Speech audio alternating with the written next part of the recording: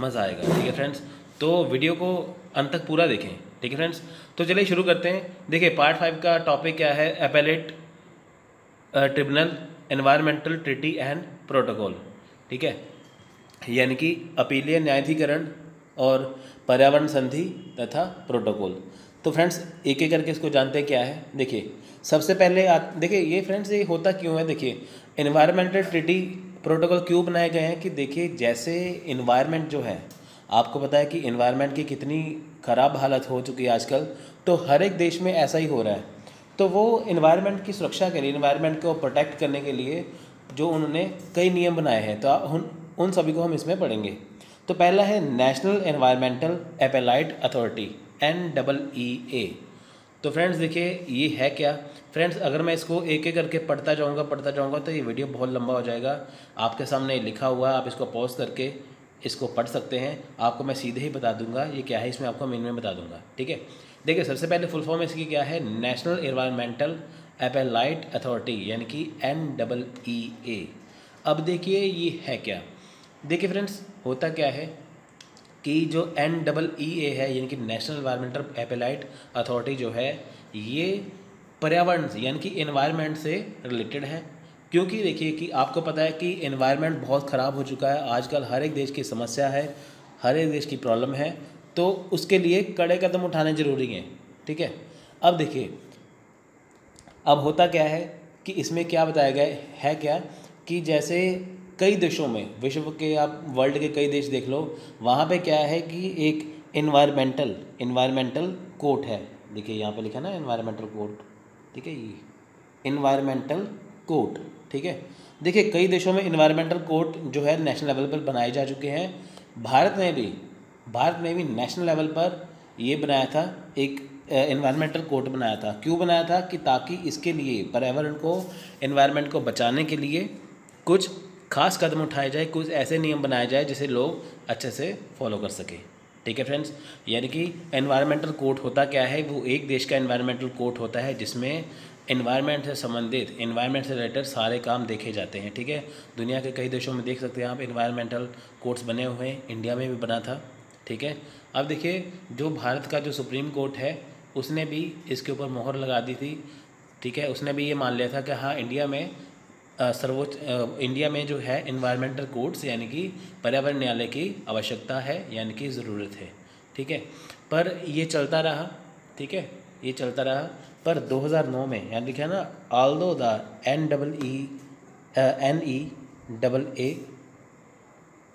ठीक है, NEA friends, यहाँ पे ऊपर ब्रैकेट में यहाँ पे NEA लिखा है, यहाँ पे आप NEA करना। ठीक है, तो act is now repealed in view of message of the national green tribunal 2009।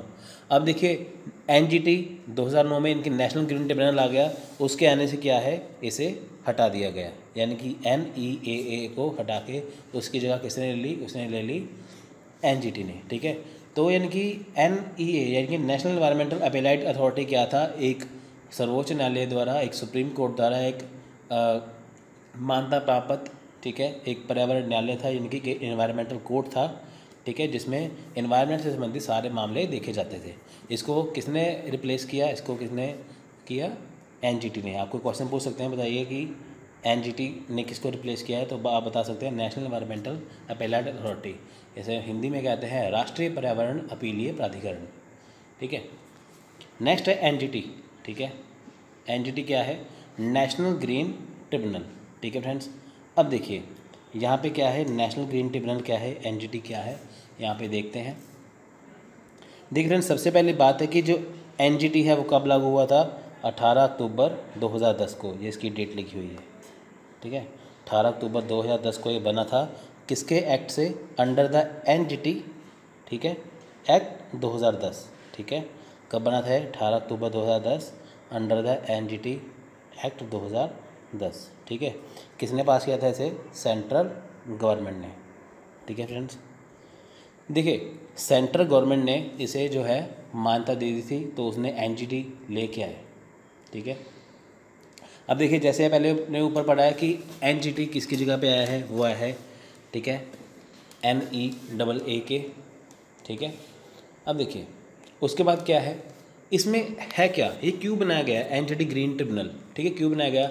अब देखिए जितने भी प्रोटोकॉल हो चुके, जितने भी बातें हुई, सब में एक ही बात कॉमन है कि पर्यावरण को, इन्वायरमेंटल को प्रोटेक्ट करना, इनको बचाना, ठीक है, सभी में एक ही बात की है। अब देखिए यहाँ पे है क्या, जो नेशनल हमारी जो गवर्नमेंट है, जो केंद्र सरकार है, उसने इसके कुछ ऑब्जेक्टिव तय किए, ठीक है। कौन से ऑब्जेक्टिव तय किए कि जैसे इन्वायरमेंटल प्रोटेक्शन यानी कि पर्यावरण संरक्षण, ठीक है, जंगलों की कटाई ना करा, जंगलों का संरक्षण, और इसके तहत उन्होंने कुछ ऐसे कानून बनाए हैं जिसका उल्लंघन करने वाले को, जिसको ना मानने वाले को इसलिए सज़ा भी हो सकती है, ठीक है। इसको चलिए एक बार पढ़ लेते हैं। द एंटिटी वाज एस्टैब्लिश, ये तो हो चुके हैं। The stated objective of the central government was to provide a specialized forum for effective and speedy disposal of case pertaining to environmental protection, conservation of forest, and for seeking compensation for damage caused to people or property due to violation of environmental laws or conditions specified while granting permission। अब देखिए है क्या, government ने यहाँ पे एक तय किया, एनजीटी के द्वारा तय किया गया है कि सरकार का उद्देश्य क्या है, सरकार का ऑब्जेक्टिव क्या है, गवर्नमेंट का ऑब्जेक्टिव क्या है कि इन्वायरमेंटल की प्रोटेक्शन करना, ठीक है, यानी कि पर्यावरण की सुरक्षा करना, और साथ में वनों का संरक्षण यानी कि क्या करना है, कंजर्वेशन ऑफ फॉरेस्ट, ठीक है। इसके लिए उन्होंने इसको प्रोटेक्ट करने के लिए कुछ कानून बनाए हैं जिसको सभी को मानना होगा, ठीक है। अगर किसी ने ना माना तो उसको इसके तहत जो है वो इसके तहत उसको सज़ा सुनाई जा सकती है, ठीक है फ्रेंड्स। तो ये देखिए कुछ नहीं है, ये सिंपल सी बात है। आप ये देखिए कि गवर्नमेंट ने एक ऑब्जेक्टिव रखा है, ठीक है, कुछ नहीं है। देखिए the chairperson of the NGT is retired जज ऑफ द सुप्रीम कोर्ट। अब इसके चेयरपर्सन कौन है, रिटायर्ड जज of the supreme court, headquarter in Delhi, इसका हेडक्वार्टर दिल्ली पे, ठीक है। Other judicial member are retired जज ऑफ हाई कोर्ट्स, ठीक है, बाकी जो अदर मेंबर्स हैं वो हाई कोर्ट के जज होंगे, ठीक है। मेन की जो चेयरपर्सन है वो कौन होगा, सुप्रीम कोर्ट के जज, रिटायर्ड जज, जो अदर मेंबर है हाई कोर्ट के रिटायर्ड जज होंगे, ठीक है। अब देखिए the principal bench of the NGT has been establish in the national capital Bhopal, ठीक है।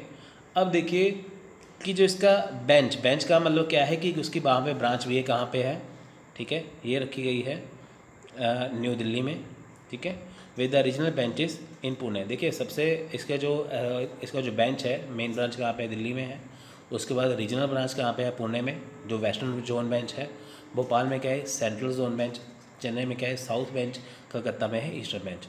यानी कि अगर हम बात करें तो मेन बेंच कहाँ पे है, दिल्ली में, इनकी मेन हेडक्वार्टर इसका दिल्ली में है एनजीटी का। साउथ की बात करें तो चेन्नई में है, ईस्ट की बात करें तो कोलकाता में है, वेस्ट की बात करें तो पुणे में है, सेंटर की बात करें तो भोपाल में है। इसको याद रखना, बहुत ज़्यादा इंपॉर्टेंट क्वेश्चन है ये।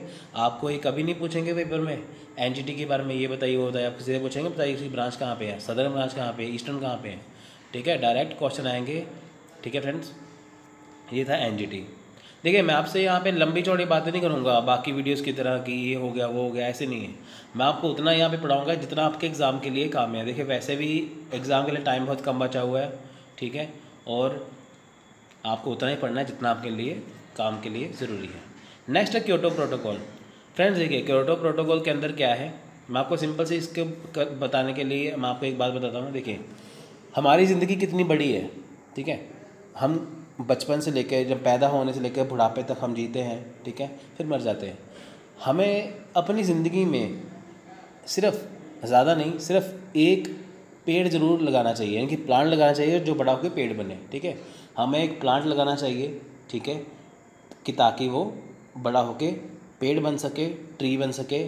तो उससे होगा क्या, उससे हमारे एक पेड़ लगाने से, हमारे एक प्लांट लगाने से किससे फ़ायदा होगा, आने वाली पीढ़ी को फ़ायदा होगा। क्या पता कल को वो हमें फ़ायदा दे दे, है ना। जैसे हमने कहीं पे प्लांट लगा लिया, वो कल को बड़ा होकर पेड़ बन गया, हमें वो फल देगा, फूल देगा, हमें छाया देगा, है ना, कितना कुछ देगा। तो मेरा मानना है कि हर एक बंदे को अपनी ज़िंदगी में एक जो प्लांट है, पौधा है, ज़रूर लगाना चाहिए कि ताकि वो बड़ा होकर पेड़ बने तो सबसे बढ़िया हो, क्योंकि इन्वायरमेंट को बचाना आजकल बहुत ज़रूरी है, ठीक है। देखिए जो क्योटो प्रोटोकॉल है ये क्यों होता है। सबसे पहली बात है कि क्योटो प्रोटोकॉल का नाम क्योटो क्यों कहा जाता है। देखिए क्योटो क्या है, एक जगह है जापान में। देखिए the Kyoto protocol was adopted in Kyoto, ठीक है। ये क्योटो क्या है, ये क्योटो एक जगह है, एक प्लेस है, कहाँ पे, जापान में है, ठीक है। तो इसे कब, यानी कि क्योटो प्रोटोकॉल ये कब हुआ था, 11 दिसंबर 1997 को। फ्रेंड्स ये देखिए होता क्या है कि क्योटो प्रोटोकॉल, ठीक है, दिमाग में आता है ये पता नहीं है क्या है, कुछ नहीं है। क्योटो का मतलब है जापान की एक जगह जहाँ पे एक संधि थी, एक वहाँ पे एक मीटिंग हुई थी जिसके बीच में पर्यावरण के ऊपर, एनवायरमेंटल से रिलेटेड कुछ कानून बनाए गए थे, कुछ संधि हुई थी, ठीक है। तो कहाँ पे हुई थी, क्योटो जापान के अंदर। ये कब हुई थी, 11 दिसंबर 1997 को। तो ये कब से यानी कि कब से काम में आया, ये आया 16 फरवरी को, ठीक है। अब देखिए ऊपर से पढ़ते हैं, मैंने आपको मेन तो यहाँ पे बात बता दी है। ये क्या है, एक इंटरनेशनल एग्रीमेंट है, ठीक है। क्योटो प्रोटोकॉल क्या है, एक इंटरनेशनल एग्रीमेंट है। इंटरनेशनल का मतलब क्या है कि भारत के साथ है और कई सारे देशों के साथ कईयों ने मिलकर आपस में एक यहाँ पे क्या किया है, एक यहाँ पे एग्रीमेंट किया है, ठीक है। यानी कि यूनाइटेड नेशन जो है उसने एक ये क्लाइमेट चेंज के ऊपर एक ये जो है क्योटो प्रोटोकॉल करने को कहा था। देखिए यूनाइटेड नेशन के साथ आजकल सारे तकरीबन देश जुड़े हुए हैं, ठीक है। वहाँ पे उसने सोचा कि एक इंटरनेशनल एग्रीमेंट किया जाए जिससे एनवायरनमेंट को बचा सके। फ्रेंड्स आप देखिए आजकल इतनी बुरी हालत हो चुकी है एनवायरनमेंट की, दिल्ली चले जाओ वहाँ पे आप ज़रा भी घूम नहीं सकते, चाहे सर्दी हो चाहे गर्मी हो। गर्मियों की आपकी हालत इतनी बेकार हो जाएगी कि वहाँ पे जाके इतनी ज़्यादा गर्मी आपसे बर्दाश्त नहीं हो पाएगी, ठीक है। अभी ये हाल है, ऐसे 5 साल बाद क्या होगा, ठीक है। सर्दियों में वैसे नहीं जा सकते, स्मोक का खतरा है, ठीक है। तो कहने का मतलब ये है कि अब टाइम है हमें अपने एनवायरनमेंट को बचाना, ठीक है। देखें है क्या, ये संयुक्त राष्ट्र से जुड़ा हुआ है समझौता, यानी कि जो संयुक्त राष्ट्र के देश हैं उन्होंने आपस में मिलकर एक समझौता किया था। कहाँ पे, क्योटो जापान में। क्यों किया था, क्योंकि हमारे एनवायरनमेंट को बचाया जा सके, ठीक है फ्रेंड्स। क्योटो प्रोटोकॉल में है क्या फ्रेंड्स, देखिए ये हुआ क्यों था। अब देखिए तकरीबन 150 के यानी कि 150 के आसपास जो देश हैं, ठीक है, तकरीबन वहाँ पे जो देश हैं इन्होंने क्या किया था, वहाँ पे देश देखे हैं कि कहाँ कहाँ से एनवायरनमेंट को खतरा है। अब देखिए यहाँ पे एक बात आती है, मैं आपको यहाँ पे बताऊँगा। यहाँ पे एक बात आती है द क्योटो फर्स्ट डेट, हाँ देखिए यहाँ पे बात आई है ग्रीन हाउस गैसेस की। अब देखिए यहाँ पे लिखा है the Kyoto protocol was the first agreement between nation mandate country by country reduction in green house gas emission. यानी कि क्योटो प्रोटोकॉल किसके लिए एग्रीमेंट है, जिन देशों से ग्रीन हाउस गैस इससे प्रभावित होती है। मान लीजिए कोई देश है वहाँ पे इन्वायरमेंट का इतना ज़्यादा खतरा है, इतना ज़्यादा गंदा इन्वायरमेंट आ चुका है जिससे हमारी जो ग्रीन हाउस गैसेस है उनको खतरा है। ग्रीन हाउस गैसेस क्या है, देखिए जो हमारी पृथ्वी है, जो हमारी अर्थ है, वहाँ पे क्या है, एक गैसों का घेरा बना हुआ है जिसमें क्या है, नाइट्रोजन है, ऑक्सीजन है, कार्बन डाइऑक्साइड है, ठीक है, ये ऑर्गन है, ये तमाम गैसेस हैं जो क्या करेगी, हमारे पृथ्वी के यानी कि हमारे अर्थ के ऊपर है जिससे हम सांस ले पाते हैं, ठीक है। ग्रीन हाउस गैसेस क्या है, वो गैसें हैं जिसके कारण एटमॉस्फेयर यहाँ पे पृथ्वी पे अभी भी ज़िंदा है, ठीक है। अब देखिए हो क्या रहा है, मान लीजिए कि व्हीकल से, जैसे व्हीकल चला रहे हैं, कुछ चला रहे हैं, तो उससे होता क्या है, व्हीकल चलाने से, गाड़ियाँ चलाने से है क्या कि पहली बात तो उसमें से जो नाइट्रोजन गैस निकलेगी, सल्फ़र निकलेगी, वो जाके इसमें जाके चेंज हो जाएगी, ठीक है। अब देखिए अगर कार्बन डाइऑक्साइड की मात्रा 0.03% है, ठीक है, हमारे कहाँ पे है, ग्रीन हाउस गैस में, यानी कि एटमॉस्फेयर के अंदर, अगर वहाँ पे जाके उसकी मात्रा बढ़ जाए, ठीक है, बढ़ जाए तो क्या होगा, गर्मी हो जाएगी। क्योंकि CO2 जो गैस है, कार्बन डाइऑक्साइड जो गैस है, वो बहुत ज़्यादा गर्म गैस है, ठीक है, इसलिए। तो क्योटो प्रोटोकॉल का क्या मतलब है कि वैसे देश, देखिए ये क्यों बनाया गया है, संयुक्त राष्ट्र ने कहा कि हमें अब ज़रूरत है अपने एनवायरनमेंट को बचाने की, इसलिए आप एक ऐसा एग्रीमेंट करिए जिससे कि एनवायरनमेंट को बचा सके। अब इन्होंने तकरीबन 150 कंट्रीज़ के आसपास जो हैं उनके बीच में इनकी ये देखा कि कहाँ से जो है कि एनवायरनमेंट को खतरा है। अब उस खतरे को जांचने के लिए इन्होंने क्या किया था, उस खतरे को देखने के लिए क्या किया था यहाँ पे, तो इन्होंने जिस देश में, देखिए कुछ देश में ज़्यादा गैसेज निकलती है जो हमारे ग्रीन हाउस को इफेक्ट करती हैं, कुछ देश में कम निकलती हैं, ठीक है। तो कितने कितने सालों से हो रही है, सब कुछ यहाँ पे देखा गया है। तो सिंपल से यह मतलब है कि ग्रीन हाउस जो गैस है उसका जो एमिशन हो रहा है, जो उसको नुकसान हो रहा है, उसको रोकने के लिए एक यहाँ पे एग्रीमेंट करना, ठीक है। ये था क्योटो प्रोटोकॉल। नेक्स्ट है नागोया प्रोटोकॉल। नागोया प्रोटोकॉल क्या है देखिए, the Nagoya protocol on access on genetic sources and the fair and the equitable sharing of benefit arising from their utilisation, this is agreement on biological diversity. ठीक है, तो friends ये है कुछ नहीं है, देखिए ये सबसे पहले ये कब हुआ था, देखिए नागोया प्रोटोकॉल क्या है, नागोया का मतलब क्या है कि ये अक्टूबर, यानी कि ये कब हुआ था, 29 अक्टूबर 29 अक्टूबर 2010 में नागोया जापान में एक एग्रीमेंट हुआ था। ठीक है, नागोया जापान में एग्रीमेंट हुआ था, तो ये फोर्स में कब आया, 2014 में। आप देख सकते हैं कि 2010 में एक एग्रीमेंट हो रहा है, 2014 में उसको फोर्स में लाया जा रहा है इतनी देर बाद। ठीक है, तो 90 days after the deposit of the 50 instrument of approval, its objective is the fair and equitable sharing of benefit arising from the utilization of genetic resources, thereby contributing to the conservation and sustainable use of biodiversity। देखिए Nagoya protocol क्यों किया गया था, पहली बात तो ये Japan में किया गया है। ठीक है, अब इसका कारण क्या है करने का, यहाँ पे सिंपल सी एक बात की गई है, देखिए कि यहाँ की इसका उद्देश्य क्या है, इसका उद्देश्य है कि ऐसे संसाधनों का उपयोग करना, ऐसी चीज़ों का इस्तेमाल करना जिससे पर्यावरण को, जिससे इन्वायरमेंट को फ़ायदा हो। ठीक है, जैसे मान के चलते हैं कि आजकल देखिए जो आपने अपने घरों में बल्ब देखे होंगे, पहले जो येलो लाइट के बल्ब थे, है ना, तो येलो लाइट के जो बल्ब है उसमें से इतनी गर्मी निकलती है, आपने देखा। ठीक है, वहाँ से इतनी गर्मी निकलती है, तो उससे क्या है, उससे ग्रीन हाउस गैसेस को खतरा है, उससे ग्लोबल वार्मिंग होती है। अभी इन्होंने क्या किया कि वहाँ पे CFL बल्ब लगा दिए हैं, LED लाइट्स आ गई हैं, कि ताकि ऐसी चीज़ों का इस्तेमाल किया जाए कि यहाँ पे एनवायरनमेंट को कोई भी खतरा ना हो। ठीक है, नागोया प्रोटोकॉल कुछ नहीं है, नागोया जापान की जगह है, वहाँ पे एक एग्रीमेंट हुआ था 2010 में, लागू है 2014 में।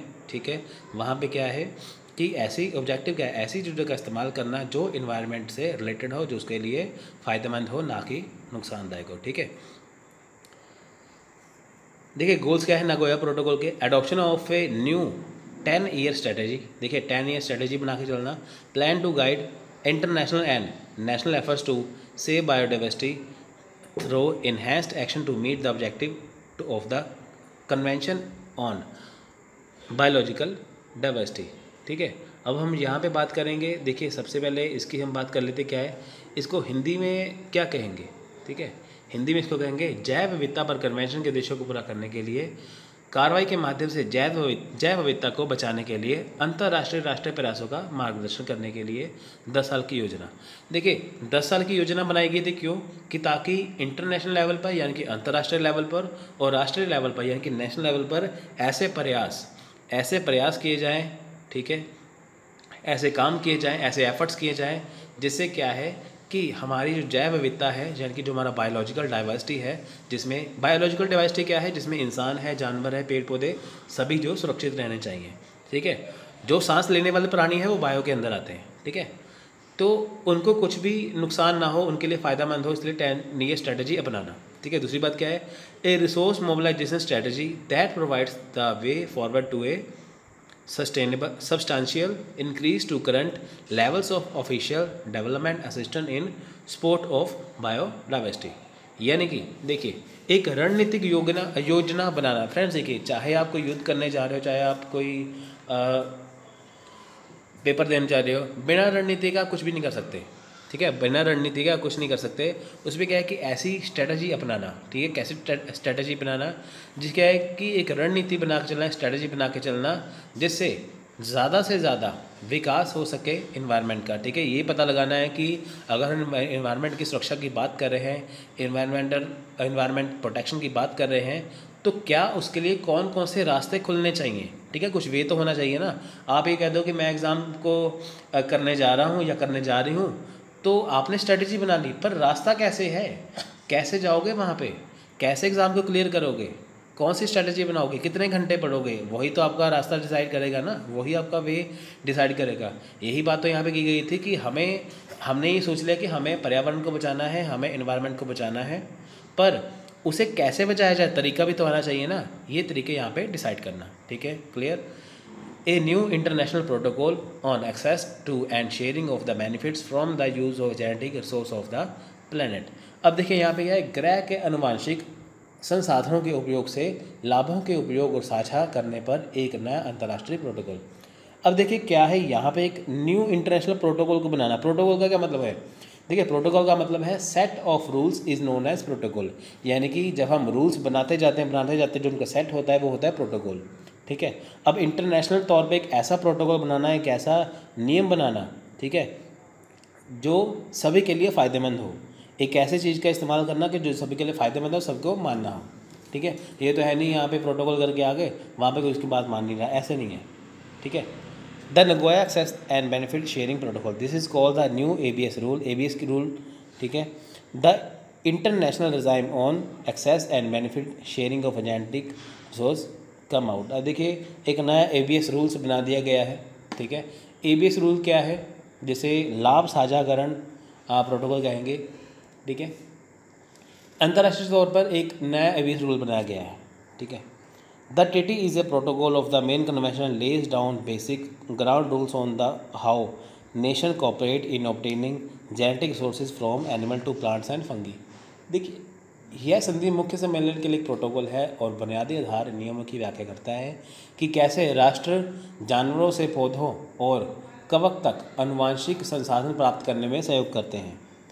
अब देखिए यहाँ पे क्या है, यहाँ पे ये बताइए कि चाहे किसी देश का कोई जानवर हो, चाहे वहाँ पे पौधे हों और चाहे वहाँ पे फंगी यानी कि कवक हो, ठीक है, वो क्या करते हैं, वो आनुवांशिक संसाधन, ठीक है, क्या करते हैं, आनुवांशिक संसाधन यानी कि जेनेटिक रिसोर्स वहाँ पे वो देते हैं, सहयोग करते हैं कि ताकि इसके आधार पर क्या है आप इन्वायरमेंट को सुरक्षा प्रदान कर सके। देखिए प्लांट्स कैसे करते हैं, ठीक है, प्लांट्स में क्या है, अगर आप देखिए जगह जगह पे प्लांट्स लगा दोगे तो आप इन्वायरमेंट की सुरक्षा कर सकते हैं। क्यों? क्योंकि आप देखिए जब हम CO2 छोड़ते हैं, कार्बन डाइऑक्साइड छोड़ते हैं, ऑक्सीजन लेते हैं, प्लांट्स क्या करते हैं, प्लांट्स क्या करते हैं, वो कार्बन डाइऑक्साइड लेते हैं और ऑक्सीजन छोड़ते हैं। अगर हम ऐसे लगाते हैं, वो वाले पेड़ लगाएंगे तो ऑब्वियस सी बात है कि CO2 की मात्रा कभी बढ़ेगी नहीं। ठीक है, नीचे है please note that countries could not reach to legally binding protocol yet it outlined how the benefit rising example। ठीक है, यहाँ पे एग्जाम्पल दिए और आपको सिंपल बताता हूँ कि क्या है कि देश कानूनी रूप से बाध्यकारी प्रोटोकॉल तक पहुँच नहीं सकते। देखिए ज़रूरी नहीं है कि हर देश को ये बाध्यकारी हाँ आप इस चीज़ को अपनाइए, क्योंकि हर देश की कंडीशन जो है वो अलग अलग है। ठीक है, किस देश में ज़्यादा एनवायरमेंटल जो प्रोटेक्शन की ज़रूरत है, किस देश में कम है। ठीक है, तो इसलिए सभी पे दबाव नहीं है। ठीक है, नेक्स्ट देखते हैं, ये देखिए ये तो हो गया नगोया प्रोटोकॉल। नेक्स्ट है the conference of the parties यानी कि COP। देखिए ये है क्या, सबसे पहली बात है जो ये कब बना था, ठीक है, ये कब बना था, ये देखिए the conference of the parties in the supreme body of the climate change convention. देखिए सबसे पहली बात क्या है, ये क्यों लगाया गया था। ठीक है, यहाँ पे है क्या, मेन बात क्या है, यहाँ पे क्या एक सम्मेलन किया गया था। ठीक है, किसके लिए, जलवायु परिवर्तन यानी कि क्लाइमेट चेंज का। यहाँ पे ये देखा गया था कि क्लाइमेट चेंज कैसे हो रहा है, जलवायु किसी जगह की कैसे चेंज हो रही है। ठीक है, the vast majority of the world's country are member. ठीक है, इसके क्या है, दुनिया के देखिए कई जो देश हैं इसके मेंबर हैं। जुलाई 2001 तक इसके 185 कंट्रीज इसकी मेंबर बन चुकी हैं, यानी कि कॉन्फ्रेंस ऑफ द पार्टीज़ की 1 जुलाई 2001 तक इसकी जो है 185 देश के मेंबर बन चुके हैं। The convention enters into force in 90 days after that country ratified it's. अब देखिए जो ये कन्वेंशन है ये किसी देश के लिए 90 दिनों के लिए लागू होता है, यानी कि अगर कोई देश इसके साथ जुड़ा हुआ है, ठीक है, तो जो इसमें कन्वेंशन हुई है वो 90 दिनों के लिए, जो इसका जो कॉन्फ्रेंस ऑफ द पार्टीज का जो ऑब्जेक्टिव है किसी देश के ऊपर 90 दिनों के लिए लागू हो जाएंगे। ठीक है, उसके बाद क्या होगा, उसके बाद देश इसकी पुष्टि करता है, यानी कि अगर किसी देश को इसका मेंबर बनना है तो पहले 90 दिनों के लिए उसको इसकी पालना करनी होगी। इसके बाद फिर उन्हें लगता है कि हाँ हम इसके मेंबर बन सकते हैं, तो उनको यहाँ पे जगह मिल जाती है। ठीक है, the COP held in first session. देखिए सबसे पहले सेशन का 1995 में किया गया था और आगे भी अभी जारी है। ठीक है, इसकी मेन बात पे आते हैं, मेन बात इसकी है क्या। देखिए सबसे पहली बात क्या है कि इसका मेन ऑब्जेक्टिव क्या है। ठीक है, मेन ऑब्जेक्टिव है the experience gauge in the implementation and the current state of scientific knowledge. यहाँ पे क्या करना है, देखिए यहाँ पे क्या करना है कि मान लीजिए कोई देश है, कोई भी देश है, वहाँ पे जाके ये चेक करना है पहली बात कि वहाँ पे इन्वायरमेंट को कितना खतरा हो रहा है, क्या वाकई हो रहा है, क्या कम हो रहा है, कितना हो रहा है, चाहे थोड़ा हो ज़्यादा हो, सब कुछ देखना। फिर वहाँ पे देखना कि उस देश में से इन्वायरमेंट को कौन सी चीज़ से ज़्यादा खतरा है, कौन सी गैस वहाँ से ज़्यादा निकल रही है, उसमें कटौती करना। ठीक है, मान लीजिए कोई देश जो CO2 ज़्यादा यहाँ पे भेज रहा है पर्यावरण में, इन्वायरमेंट में, उसको कम करना। ठीक है, पहली बात तो यही जांचना कि इस देश में क्या क्या हो रहा है। ठीक है, इन्वायरमेंट को क्या क्या खतरा हो रहा है, किस देश से कहाँ से खतरा हो रहा है। जैसे CO2 की मात्रा अमेरिका में सबसे ज़्यादा है। ठीक है, तो अमेरिका से क्या है, CO2 सबसे ज़्यादा निकलता है, तो जिससे इन्वायरमेंट को खतरा है। तो ऐसे जांचना कि पूरे देश में क्या क्या हो रहा है। ठीक है, तो उसको कम करना। तो ये था कॉन्फ्रेंस ऑफ द पार्टी का प्लान।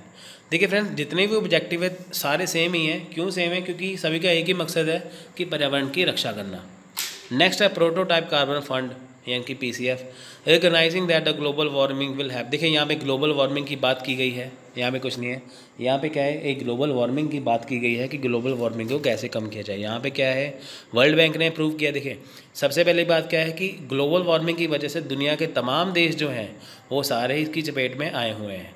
अब वर्ल्ड बैंक ने यहाँ पे देखा है कि जो मेरे मेंबर हैं, जो मेरे क्लाइंट हैं कंट्रीज़ के, जो जिनको वर्ल्ड बैंक पैसे उधार देता है, ठीक है, जिससे वर्ल्ड बैंक से पैसे बोरो करते हैं कंपनी के, ठीक है, उसने क्या किया है, एक वर्ल्ड बैंक ने क्या किया है, देखिए यहाँ पे वर्ल्ड बैंक ने अप्रूव किया है, approve the establishment of the, ठीक है, किसके लिए, प्रोटोटाइप कार्बन फंड यानी कि PCF। अब देखिए प्रोटोटाइप कार्बन फंड क्या है। हमारे देश में देखिए पूरी दुनिया में पता ही है कि ग्लोबल वार्मिंग की वजह से बहुत ज़्यादा इम्पैक्ट पड़ रहा है, बहुत ज़्यादा प्रभाव पड़ रहा है। तो उसमें क्या है कि एक ऐसा प्रोजेक्ट लगाया जाए जिसमें क्या है कि जो देश हैं, जैसे ठीक है, जो कुछ देश हैं वो उसकी हेल्प करें, उसमें थोड़े से पैसे डालें, तो इन्वेस्ट करें उसमें, कि ताकि ऐसे प्रोजेक्ट बनाए जाए। वर्ल्ड बैंक ने क्या किया कि PCF बना दिया, प्रोटोटाइप कार्बन फंड बना दिया। क्यों? कि ताकि उसमें कुछ इन्वेस्ट किया जाए जिससे कि क्या है, जो ग्रीन हाउस गैसेज हैं, ठीक है, जो ग्रीन हाउस गैसेज हैं जिससे उनको खतरा हो रहा है उनको रिड्यूस किया जाए। यानी कि जो ग्रीन हाउस गैसेज हैं, जो हमारा एटमॉस्फेयर है, ठीक है, उसको बचाना, हाई क्वालिटी से बचाना। यानी कि ग्रीन हाउस गैसेस को, जिन गैसों से खतरा है उनका बहुत कम इस्तेमाल कर देना, कि ताकि एक high quality green house gas हो सके। ठीक है, तो ये बात है इसमें। अब देखिए नेक्स्ट है जॉइंट इम्प्लीमेंटेशन यानी कि JI। अब देखिए JI प्रोजेक्ट क्या है।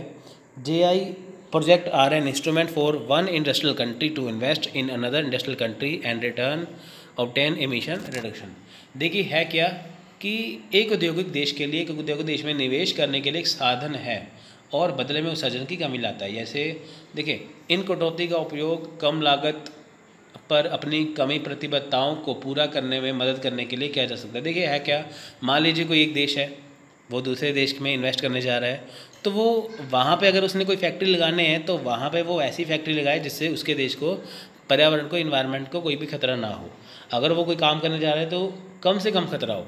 ठीक है, नेक्स्ट है क्लीन डेवलपमेंट मैकेनिज्म यानी कि CDM। देखिए article 12 of the Kyoto protocol defines that the clean development mechanism CDM, the purpose of the CDM is contribute to sustainable development in the developing countries. अब देखिए है क्या कि जो क्लीन डेवलपमेंट मैकेनिज्म है इसमें CDM में है क्या कि सस्टेनेबल डेवलपमेंट करना। सस्टेनेबल डेवलपमेंट क्या है कि एक टिकाऊ विकास, एक ऐसा विकास जो हमेशा के लिए बना रहे, जिसको बदलने की बार बार ज़रूरत ना हो। अगर हम बात करें एनवायरनमेंट की, हमें उसके लिए ऐसे कदम उठाने चाहिए जो हमेशा ही काम आए। ये ना हो कि आज एक कदम उठाया, 2 महीने बाद फिर बदला, 1 साल बाद फिर बदला, ऐसे नहीं है। ऐसी चीज़ों का इस्तेमाल करना, ऐसे नियम बनाना, ऐसी चीज़ों का इस्तेमाल करना जिससे जो एक बार जो एक ही बार में जो हम काम कर रहे हैं वो हमेशा के लिए चलता रहे, ऐसा विकास करना। ठीक है, तो इसका यही मतलब था। नेक्स्ट है मॉन्ट्रियल प्रोटोकॉल। देखिए मॉन्ट्रियल प्रोटोकॉल क्या है, ठीक है, मॉन्ट्रियल प्रोटोकॉल की बात करेंगे। यहाँ पे क्या है ये, in 1987 27 industrialised countries sign this agreement to protect the atmosphere by limiting the use of ozone depleting substance, finding alternative and help developing country to be same. अब देखिए यहाँ पे है क्या, यहाँ पे मॉन्ट्रियल जो प्रोटोकॉल किया गया था 1987 में किया गया था, ठीक है। क्यों किया गया था यहाँ पे? क्योंकि यहाँ पे उन्होंने 27 जो इंडस्ट्रियलाइज कंट्री हैं, जहाँ पे बड़ी बड़ी उद्योगपति जो कंपनियाँ हैं, उन्हें एक एग्रीमेंट पे साइन किया था कि हम, ठीक है, पर्यावरण की सुरक्षा करेंगे, एटमॉस्फेयर की सुरक्षा करेंगे, ठीक है। हम उन चीज़ों का इस्तेमाल करेंगे जिससे जो ओजोन लेयर को खतरा कम हो। जहाँ पे बात आई ओजोन डिप्लेटिंग की, डिप्लेटिंग क्या है? देखिए, मान लीजिए कि हम घरों में एसी का इस्तेमाल करते हैं, व्हीकल्स का इस्तेमाल करते हैं सड़कों पे, ठीक है। वहाँ से जो नाइट्रोजन निकलती है, सल्फर डाइऑक्साइड निकलती है, ये सारी एटमॉस्फेयर में घुल के कहाँ पे जाती है? हमारे ग्रीन हाउस गैस की तरफ, हमारे ओजोन परत की तरफ। ये जब वहाँ पे जाके जो गैसें चिपक जाती है ओजोन परत के ऊपर, चिपकने से क्या है, जिसके ऊपर प्रभाव डालते हैं जो ग्रीन हाउस जो ओजोन लेयर है वो डिप्लेट हो रही है। डिप्लेट मतलब क्या है? वो पतली हो रही है। ओजोन डिप्लेट मतलब क्या है कि ओजोन लेयर का पतला होना।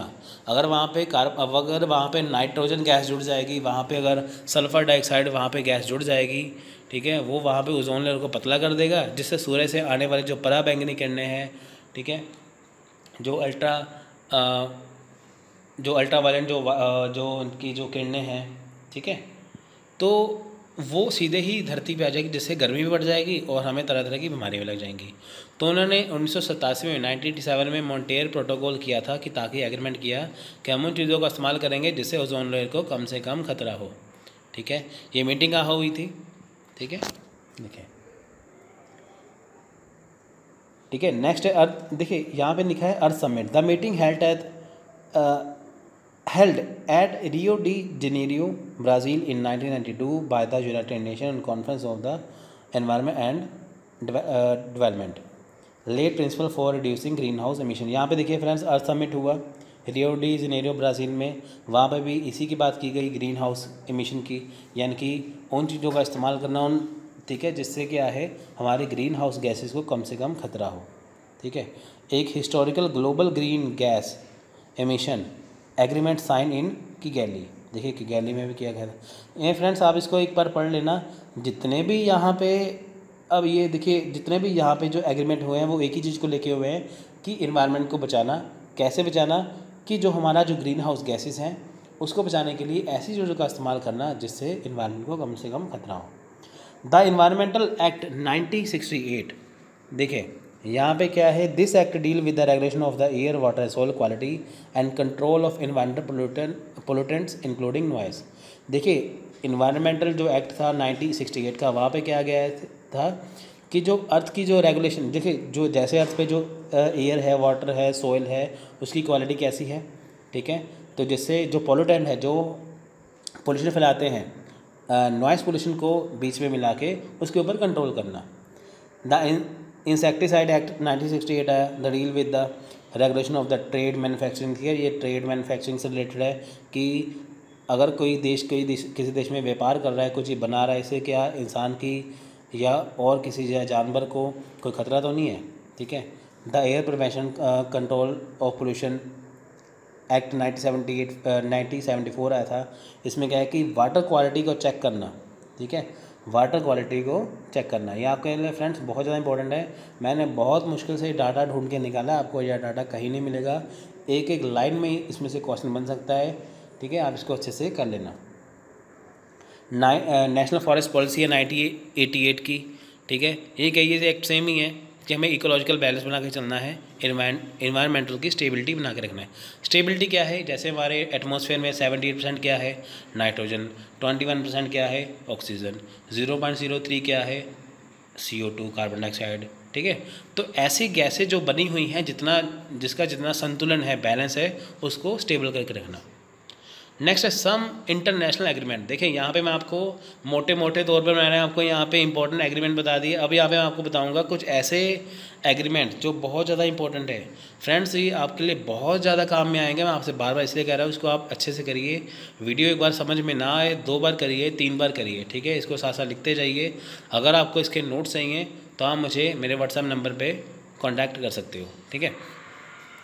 देखिए 1979 जिनेवा कन्वेंशन ऑन, देखिए सबसे पहले क्लाइमेटिक प्रोटेक्शन के लिए एक इंटरनेशनल एग्रीमेंट हुआ, ठीक है। 1979 में जिनेवा कन्वेंशन हुआ long range transboundary air pollution के लिए, ठीक है। 1984 में एक जिनेवा प्रोटोकॉल हुआ long term financing of the cooperative programme के लिए, ठीक है फ्रेंड्स, ठीक है। 1985 में हेलसिंकी प्रोटोकॉल हुआ, 1988 में सोफिया प्रोटोकॉल हुआ, ठीक है।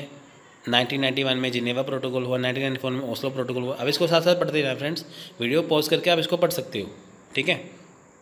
1998 में एरोस प्रोटोकॉल हैवी मेटल्स के लिए, 1999 में फिर एरोस प्रोटोकॉल हुआ परसिस्टेंट ऑर्गेनिक पोल्यूटेंट्स के लिए, 1999 में गुटेनबर्ग प्रोटोकॉल हुआ abate acidification, eutrophication and ground level ozone के लिए, ठीक है।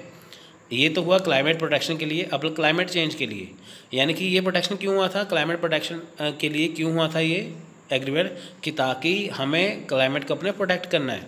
अब क्लाइमेट चेंज क्या है, जैसे जलवायु बदल रही है, हवा पानी बदल रहा है। United nation framework convention on climate change 1992 में होता, क्योटो प्रोटोकॉल 1997, पेरिस एग्रीमेंट 2060 में, ठीक है। Protection of flora and fauna and biological diversity, convention on biological diversity, ठीक है, CBD हुआ था 1982 में। नागोया प्रोटोकॉल हुआ था, ठीक है, 2010 में। कार्टाजीना प्रोटोकॉल हुआ था 2000 में, ठीक है। नागोया कोला प्रोटोकॉल हुआ था 2010 में, ठीक है। Statutes of the International Union for Conservation of Nature and Natural Resources का हुआ था, यानी कि IUCN कब बना था ये, ठीक है, 1948 में। IUCN हर साल एक रेड लिस्ट जारी करती है, आपको एग्जाम पूछ सकते हैं, एक रेड लिस्ट जारी करती है जिसमें ये बताया जाता है कि कौन से जानवर खतरे की घंटी में है, ठीक है, कौन से रेड लाइन में है, कौन से जानवर ख़त्म होने वाले हैं। अब देखिए कन्वेंशन हुई थी वेटलैंड, ठीक है, रामसर कन्वेंशन है। यहाँ पे जितने कन्वेंशन है फ्रेंड्स, आप इसको एक बार देख लेना, वीडियो को पॉज करें, आप इसको एक बार देख लेना, क्योंकि ऐसे याद करने पड़ेंगे आपको, ठीक है। नेक्स्ट है ओजोन लेयर। देखिए वियना कन्वेंशन हुआ था for the protection of the ozone layer 1985 में। मॉन्ट्रियल प्रोटोकॉल हुआ था deplete of the ozone layer 1987 में, जो अपने ऊपर पड़ा हुआ है, ठीक है। आपको यहाँ पे मैंने देखिए हाईलाइट किया हुआ है, क्लाइमेट प्रोटेक्शन के लिए कौन सा है, क्लाइमेट चेंज के लिए कौन सा है, ठीक है, फ्लोरा फोला के लिए कौन सा है, और ओजोन लेयर के लिए कौन सा है, ताकि आपको मिक्स ना हो यहाँ पे। International environmental problem. अब देखिए इंटरनेशनल एनवायरमेंटल प्रॉब्लम है क्या, यानी कि अंतर्राष्ट्रीय तौर पर देखा जाए कि पर्यावरण की प्रॉब्लम्स है क्या। देखिए ozone layer depletion, ozone layer depletion का क्या मतलब है कि जो ओजोन लेयर है उसका पतला होना, ठीक है। देखिए ozone layer depletion earth is divide into 3 region. देखिए जो ओजोन लेयर है वो हमारी जो एटमॉस्फेयर है उसमें वैसे 5 लेवल हैं, 5 लेवल्स है, ठीक है। तो इसमें से जो 3 लेवल हैं वो ओजोन लेयर के अंदर आते हैं। कौन कौन से, ट्रोपोस्फेयर, स्ट्रेटोस्फेयर और मीसोस्फेयर। सीधा ही क्वेश्चन बनता है, बताइए ओजोन लेयर के अंदर कौन से 3 लेवल आते हैं एटमॉस्फेयर के, तो ट्रोपोस्फेयर, स्ट्रेटोस्फेयर और मीसोस्फेयर। स्ट्रेटोस्फेयर क्या है, देखिए ये धरती से, यानी कि जो हमारा जो अर्थ का सरफेस है उससे 10 से 50 किलोमीटर हम ऊपर जाएँ तो स्ट्रेटोस्फेयर वहाँ पे है। तो वहाँ पे कौन सी पहली जो परत आएगी, स्ट्रेटोस्फेयर की, ठीक है। ओजोन गैस की हम बात करें तो ओजोन गैस किससे मिलकर बनता है, O3 से, यानी कि ऑक्सीजन के एटम से। यहाँ पे लिखा है ना ऑक्सीजन O3। O3 का मतलब क्या है कि अगर हम ऑक्सीजन को 3 बार आपस में मिला दे तो क्या बनेगा, O3, जिससे क्या बनेगा, जिससे हमारा बनेगा ओजोन लेयर, ठीक है।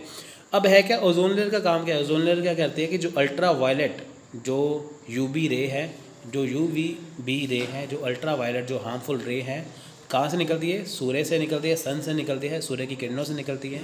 अगर देखें कि सूर्य से निकलने वाली किरणें डायरेक्ट हमारे ऊपर धरती पे आ जाएं तो हमें उससे स्किन कैंसर तक का खतरा हो सकता है। तो ओजोन लेयर क्या करता है कि हमें उसे प्रोटेक्ट करता है। जब सूर्य से किरणें जब निकलती है तो वो ओजोन लेयर से, जो धरती के ऊपर जो बना हो ना हमारा जो ओजोन लेयर बना हुआ है, एक सुरक्षा कवच है, ठीक है, वहाँ से सूर्य की किरणें ओजोन लेयर पे पड़ती हैं। ओजोन लेयर सूर्य की किरणों को, सनलाइट को हमें फ़िल्टर करके भेजती है, ठीक है, जिससे हमें कोई ख़तरा ना हो। Ozone is formed with oxygen molecules, ठीक है, ऑक्सीजन से बनता है। इतना फ्रेंड्स देखिए, आपको यहाँ पे इतना याद करने की ज़रूरत नहीं है, बस आप ये देखिए ओजोन कहाँ से किससे बनी, ऑक्सीजन से बनी है, ठीक है। ओजोन डिप्लेशन होता कहाँ से, देखिए ओजोन डिप्लेशन कहाँ से हो रहा है, देखिए मैं आपको यहाँ पे बता देता हूँ क्या है, इसको इतना पढ़ने की ज़रूरत नहीं है आपको, सिंपल से मैं बात बता दूँ क्या है। ओजोन डिप्लेशन हो कहाँ से रहा है, व्हीकल से जैसे निकल रही है नाइट्रोजन, सल्फर डाइऑक्साइड, ये बहुत हानिकारक गैसें हैं जो एंड में कहाँ जाएंगे। जैसे हम देखिए पराली जला देते हैं, खेतों में होते हैं ना पराली, खेत में फसल कटने के बाद जो आग लगा देते हैं, ठीक है, उसको जला दिया। किसी भी तरह से धुआं जो निकलता है वो जाएगा एटमॉस्फेयर में, वो जाएगा ओजोन लेयर में, वो करेगा उसको डिप्लेट यानी कि करेगा पतला, जिससे नुकसान किसे, हमें नुकसान ही है। ठीक है, हम करते हैं हाँ इतनी गर्मी पड़ेगी, इतने ये हो गया, इतने वो हो गया, तो उसके जिम्मेवार भी तो हम ही हैं। ठीक है, effects of the ozone layer depletion. अब देखिए इफेक्ट क्या है, अगर यानी कि ओजोन लेयर जो पतली हो रही है, डिप्लेट हो रही है, उसका इफेक्ट क्या है। Effect on human and animal health. देखिए इंसान और जानवर के ऊपर बहुत ज़्यादा हेल्थ खतरा है। ठीक है, अगर सूर्य की देखिए किरणें सीधी पड़ जाएं तो हमें क्या है, स्किन कैंसर हो जाएगा, कई तरह की डिसीज़ हो जाएंगी, हमारी जो आंखें हैं उसमें बीमारियां आ जाएंगी। ठीक है, इफ़ेक्ट ऑन टेरिटोरियल प्लांट्स, जो धरती के ऊपर प्लांट्स हैं वो ख़राब हो जाएंगे सारे। एक्वेटिक इकोसिस्टम वो भी ख़राब हो जाएगा, जो पानी में रहने वाले जानवर हैं वो भी ख़राब हो जाएंगे। ठीक है, यानी कि जो लिथोस्फेयर है, एटमॉस्फेयर है, जो हाइड्रोस्फेयर है, जितने भी प्राणी रहते हैं सारे उसमें उनको नुकसान हो जाएगा। जो एयर क्वालिटी है वो ख़राब हो जाएगी। एयर क्वालिटी वैसे ही ख़राब है, दिल्ली चले जाओ वहाँ पे क्या है, एयर क्वालिटी इतनी ख़राब है। फ्रेंड्स यहाँ पे एक क्वेश्चन है कि एयर क्वालिटी जो चेक होती है ना, एयर क्वालिटी में देखिए 2 तरह के कण पाए जाते हैं, कौन कौन से, PM10 और PM2.5। ठीक है, PM2.5 और PM10 क्या है, ये बहुत सूक्ष्म, बहुत छोटे छोटे ये कण हैं जो हमारी बॉडी के अंदर हमारी सांस के जरिए चले जाते हैं, जो हमारे लंग्स यानी कि फेफड़े को ख़राब कर देते हैं। ठीक है, तो ये बहुत ज़्यादा नुकसानदेह हो सकता है। ठीक है, तो नेक्स्ट है ग्लोबल वार्मिंग। ग्लोबल वार्मिंग मैंने पहले भी कहा था, आपको फिर से बता दूं। देखिए ग्लोबल वार्मिंग है क्या, यानी कि विश्व की गर्मी का बढ़ना। ठीक है, ग्लोबल वार्मिंग है क्या, देखिए मैं आपको एक एग्जांपल दूंगा सिंपल सा। जैसे हम अपने घर में नहाने के लिए, जैसे हम बाथरूम में बाल्टी या टब को लगाते हैं पानी भरने के लिए। ठीक है, वहाँ पे बाल्टी लगा, अब जितनी बाल्टी का लेवल बना हुआ है उतना पानी उसमें आ जाएगा, उससे बाहर पानी का क्या होगा, बाहर पानी जो है वो अगर उसमें भरता रहे तो पानी बाहर गिर जाएगा ना। यानी कि एक बाल्टी के अंदर जितना पानी आ गया ठीक है, बाहर बाकी तो पानी बाहर ही आएगा। यही बात तो यहाँ पे हो रहा है, कहाँ पे हो रहा है, समुद्र में हो रहा है। समुद्र का पानी का लेवल इतना बढ़ रहा है, इतना बढ़ रहा है, उससे बाढ़ का खतरा है सही भी जगह पे। देखिए अपने घरों में हम फ्रिज का इस्तेमाल करते हैं, इस्तेमाल करते हैं, एसी का इस्तेमाल करते हैं, इतनी गर्म हवा निकलती है, ऊपर से इतनी जनसंख्या बढ़ रही है, जिससे क्या हो रहा है, व्हीकल्स आ रहे हैं। ठीक है, गाड़ियाँ हैं, बाइक्स हैं, उससे धुआं निकलता है। ठीक है, तो अननेसेसरी तरीके से काफ़ी जो गैसें निकलती हैं, जो जिससे क्या हो रहा है, जिससे CO2 यानी कि कार्बन डाइऑक्साइड की मात्रा बढ़ रही है। तो हमारे एटमॉस्फेयर में क्या कार्बन डाइऑक्साइड की मात्रा बढ़ रही है, इससे क्या है, ये सारी जो हवा गर्म होके जो ग्लेशियर हैं, जो पानी के जो बर्फ़ के जो ग्लेशियर बने हैं उसके ऊपर गर्म हवा जा रही है, तो जिसके कारण क्या है, वो ग्लेशियर दिन रोज़ पिघलते हैं। पिघलने से क्या है, पिघलने से जो पानी बन जाते हैं, पानी वो समुद्र में समा जाता है। यानी कि जो इन्वायरमेंट, जो एयर जो गर्म हो जाती है, गर्म होने से वो क्या है, वो जाती है ग्लेशियर पे, यानी कि बर्फ़ के पहाड़ों पर। बर्फ़ के पहाड़ों पर गर्म हवा जाएगी, वो ऑब्वियसली उसकी जो बर्फ़ है वो पिघल जाएगी, बर्फ़ बनेगा, पानी पानी जाएगा समुद्र में। अब देखिए समुद्र का जितना लेवल पहले बना हुआ है, जितना पानी उसके अंदर है, अगर बर्फ़ वाला पानी उसमें पानी बन के आ जाए तो उसका लेवल तो बन जाएगा ना। जैसे घर में एक बाल्टी या टब हम पानी का भर दें तो जितना लेवल है वो भर जाएगा, बाकी तो बाहर फेंक देगा। ऐसे समुद्र का जो पानी अगर एक लेवल इसका बढ़ गया तो बाकी पानी कहाँ पे जाएगा, जो उसके आसपास जो देश हैं, जो जगह लगती है वहाँ पे उसका पानी चला जाएगा, उससे बाढ़ आ जाएगी। तो दुनिया भर में बाढ़ का यही तो खतरा है, ग्लोबल वार्मिंग। ठीक है, तो फैक्ट में ये तो सब कुछ मैंने यहाँ पे कवर कर दिया है। ठीक है, आप इसको एक बार देख लेना। लॉस ऑफ बायोडाइवर्सिटी, देखिए लॉस ऑफ बायोडाइवर्सिटी क्या है, यहाँ पे बायोडाइवर्सिटी को बहुत ज़्यादा खतरा है। देखिए आप चाहे प्लांट हो, एनिमल हो, माइक्रो ऑर्गेनिज्म हो, कुछ भी हो, वहाँ पे इतना ज़्यादा खतरा हो रहा है हर एक चीज़ को। किसकी वजह से, इन्वायरमेंट की वजह से। अब देखिए दुनिया भर में देश कितने साल हो चुके हैं, ठीक है, कई साल हो चुके हैं, तो दुनिया भर के जो देश हैं इस खतरे को लेकर बहुत ज़्यादा वो काम कर रहे हैं। ठीक है, वो देख रहे हैं कि अगर इसे ना बचाया गया तो आगे जाके खतरा हो सकता है। तो बस वही बात है कि दुनिया भर में कितने ही हमने एग्रीमेंट किए हैं, कई देशों में मिलके भी किए हैं। क्यों किए हैं, कि ताकि इन्वायरमेंट को बचाया जा सके। देखिए इन्वायरमेंट में अगर आप सांस ही ना ले पाओ तो फ़ायदा क्या उस बात का, है ना। देखिए यहाँ पे इंपॉर्टेंट बात आती है, international most day for environmental and health. ठीक है, देखिए international most of the day for environmental health क्या है, देखिए दुनिया मतलब कि इंटरनेशनल तौर पर हम कौन कौन सा डे मनाते हैं एनवायरनमेंट के लिए। देखिए जनवरी की बात करें तो इसमें आएगा नेशनल साइंस फिक्शन डे, ठीक है, जो आता है 26 जनवरी 2019 को, अभी जो आया था, ठीक है। 26 जनवरी जो हमारा भारत का गणतंत्र यानी कि रिपब्लिक डे मनाया जाता है। वर्ल्ड आफ्टर डे कब आता है, 10 जनवरी को नेशनल यूथ डे आएगा, 12 जनवरी को। फरवरी में आएगा वर्ल्ड कैंसर डे 4 फरवरी को। मार्च में क्या आएगा, वर्ल्ड वाइल्ड लाइफ डे है कि 3 मार्च को। इंटरनेशनल वुमेंस डे 8 मार्च को। वर्ल्ड स्लीप डे यानी कि 17 मार्च को। इंटरनेशनल डे ऑफ हैप्पीनेस यानी कि मार्च 20 को। इंटरनेशनल डे ऑफ फॉरेस्ट यानी कि मार्च 21। ह्यूमन राइट्स डे, ठीक है, ह्यूमन राइट डे कहाँ से शुरू हुआ था, साउथ अफ्रीका से, ये कब मनाया जाता है, मार्च 21 में। वर्ल्ड वाटर डे मनाया जाता है 22 मार्च को। अप्रैल में मनाया जाता है वर्ल्ड हेल्थ डे यानी कि अप्रैल 7 को। वर्ल्ड हेमोफीलिया डे यानी कि अप्रैल 17 को, ठीक है। International day for monument and sites, ये कब मनाया जाता है, ये मनाया जाता है 18 अप्रैल को, ठीक है। उसके बाद अर्थ डे है 22 अप्रैल। वर्ल्ड मलेरिया डे है 25 अप्रैल को, ठीक है फ्रेंड्स। तो ये मनाए जाते हैं अप्रैल के अंदर, ठीक है। उसके बाद हम बात करेंगे, ठीक है, उसके बाद हम बात करेंगे यहाँ पे मई महीने की, ठीक है। देखिए वर्ल्ड आफ्टर डे कब आएगा, first Sunday of the May, ठीक है, first Sunday of the May को आएगा वर्ल्ड लाफ्टर डे, ठीक है फ्रेंड्स। एक मिनट, वर्ल्ड आफ्टर डे यहाँ पे देखिए फ्रेंड्स, एक 10 जनवरी को भी आता है, एक आएगा मई महीने में आएगा first Sunday of the May, ठीक है। इंटरनेशनल वर्कर डे कब आता है, 1 मई को। इंटरनेशनल नो डाइट डे कब आएगा, 6 मई को। इंटरनेशनल डे ऑफ फैमिलीज आएगा 15 मई को। प्लांट कंजर्वेशन डे आएगा 18 मई को, 18 मई। International day of biological diversity 22 मई।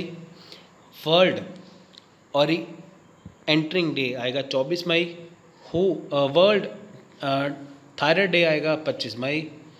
वर्ल्ड नो टोबैको डे आएगा 31 मई। Memorial day last Monday of the मई। जून में आएगा national cancer day survivor day. देखिए फ्रेंड्स, मैं आपको ऐसे बोलता जाऊँगा, बहुत लंबा हो जाएगा लेक्चर, यहाँ पे आप वीडियो पॉज करके इसको एक बार पढ़ लेना, ठीक है। जब आपका एग्ज़ाम हो उस दिन देख लेना कि कौन सा डे है, ठीक है। ये जुलाई के दिन है, ये अगस्त के दिन है, ठीक है, ये सितंबर, ये अक्टूबर, ये नवंबर और ये दिसंबर, ठीक है। अब देखिए इससे क्वेश्चन कर लेते हैं, Nagoya protocol is related to, Nagoya protocol किससे रिलेटेड है, बायोडाइवर्सिटी से। Which of the following is not major of human development index, ठीक है, आंसर आएगा C, sex ratio. Kyoto protocol is related to, Kyoto protocol किससे related है, answer आएगा C, climate change से। बाय द ईयर 2022, ठीक है, the climate change action plan of the government of India aims to installing, option number C, 20,000, ठीक है, megawatt of solar power, यानी कि 20,000 मेगावाट की बिजली बनाना सोलर पावर से, ठीक है। G5 are the 5 most important emerging economic of the world. Which one of the following does not part of G5, कौन सा पार्ट नहीं है G5 का, डी, कोरिया, ठीक है। मैच का लिस्ट करना है, आप ये देख सकते हैं, इसका ऑप्शन नंबर है बी, ठीक है। In the recently launch air quality index in India, which of the following pollutants is not including, answer आएगा क्लोरोफ्लोरोकार्बन। फ्रेंड्स ये पहले क्वेश्चन आ चुके हैं, आप ये देख सकते हैं कि इतने इजी क्वेश्चन है, कोई ज़्यादा मुश्किल नहीं है, तो इसमें आपको कोई भी ज़्यादा सोचने की जरूरत नहीं है। In which of the countries per capita use of water is maximum, option number B, European Union. As per national climate change policy, Indian government is planning to raise the installed capacity of renewable energy by the year 2030, answer का option number नहीं होगी। देखिए this act was enacted after the Bhopal gas tragedy to provide a framework government and better coordination between the central and state authority. देखिए यह अधिनियम जो है Bhopal gas त्रासदी के बाद लागू किया गया था। केंद्र और राज्य प्राधिकरणों के बीच एक ढांचा सरकार और बेहतर समन्वय प्रदान करने के लिए बनाया गया। देखिए ये कब बनाया गया था, पहली बात है भोपाल गैस ट्रेजेडी, वो 1984 में भोपाल में जो गैस लीक होने की वजह से जो ट्रेजेडी हो गई थी, इसमें काफ़ी जान गई थी, ठीक है, काफ़ी जाने गई थी। तो उसके बाद 1986 में नियम बनाया गया है इन्वायरमेंटल प्रोटेक्शन के लिए, यानी कि पर्यावरण संरक्षण के लिए 1986 नियम बनाया गया है, जिसमें क्या है कि केंद्र और राज्य सरकार के बीच क्या है, ये बेहतर जो एक कोऑर्डिनेशन का काम करेगी। यानी कि जो केंद्र सरकार है, जो राज्य सरकार है, उसमें क्या है कि इन्वायरमेंट को लेके, ठीक है, कुछ नियम बनाए गए थे। देखिए, the main aim of the act was prevention of hazard and to protect and improve human environment, define the terms like environment, pollution, pollutants, etc. It gave powers to authority to test the quality of air. यह अधिनियम, इस अधिनियम का मुख्य उद्देश्य देखिए खतरे की रोकथाम करना है। यानी कि इसका मुख्य उद्देश्य क्या था, ये नियम क्यों बनाया गया था, यहाँ पे क्या है कि खतरे की रोकथाम करना। यानी कि अगर हमें कोई लगता है कि कोई खतरा है एनवायरनमेंट से, तो उसको रोकना, ठीक है। अब देखिए, मानव पर्यावरण की रक्षा और सुधार के लिए पर्यावरण प्रदूषकों आदि की शर्तों को परिभाषित करता है। इसने अधिकारियों को हवा की गुणवत्ता का परीक्षण करने के लिए शक्तियाँ दी। देखिए, इसका मेन लक्ष्य क्या था कि हमें रोकना है किसे, जो खतरा आने वाला है, जो हज़ार्ड हो रहा है एनवायरनमेंट को, उसे रोकना है, ठीक है। उसके लिए क्या है कि अगर कोई देखिए इंसान के द्वारा, मानव के द्वारा, जो इंसान के द्वारा देखिए जो पोल्यूशन हो रहा है, उसकी जांच करना, ठीक है। उसमें क्या है कि देखिए अधिकारियों के द्वारा, यानी कि यहाँ पे जो आप ये देखिए कि जहाँ यहाँ पे जो अथॉरिटीज़ हैं, ठीक है, वहाँ पे क्या है कि हवा की गुणवत्ता का परीक्षण करना। मान लीजिए, देखिए जैसे अभी दिल्ली में हवा की गुणवत्ता कैसी है, बिल्कुल उसमें बहुत ज़्यादा पोल्यूशन है, ठीक है, बहुत ज़्यादा पोल्यूशन है वहाँ पे। तो ये इसलिए बनाया गया था कि हवा की गुणवत्ता जांचिए, वहाँ पे कितना कितना पोल्यूशन है, अगर वहाँ पे पोल्यूशन पाया जाता है तो उसको रोकना। अब दिल्ली में देखिए जैसे स्मॉग होती है, फॉग और स्मोक का जो मिश्रण है, हर साल जो स्मोक हो जाती है वहाँ पे, तो उसकी रोकथाम के लिए काम किया जाता है। तो ऐसे ही इन्होंने कहा था कि हर जगह जाके चेक करिए कि वहाँ पे हवा कैसी है।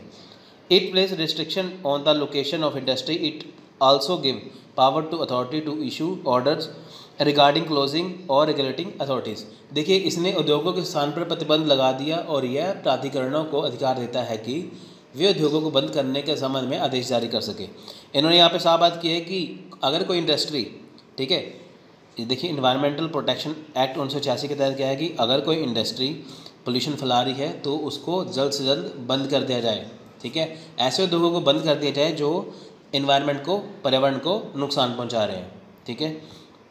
अब देखिए GEAC यानी कि जेनेटिक इंजीनियरिंग अपरेशल कमेटी, ठीक है, अपरेशल कमेटी, देखिए यह बनाई गई थी। It is apex body constituted in the ministry of environment and forest under the environment act protection act 1986।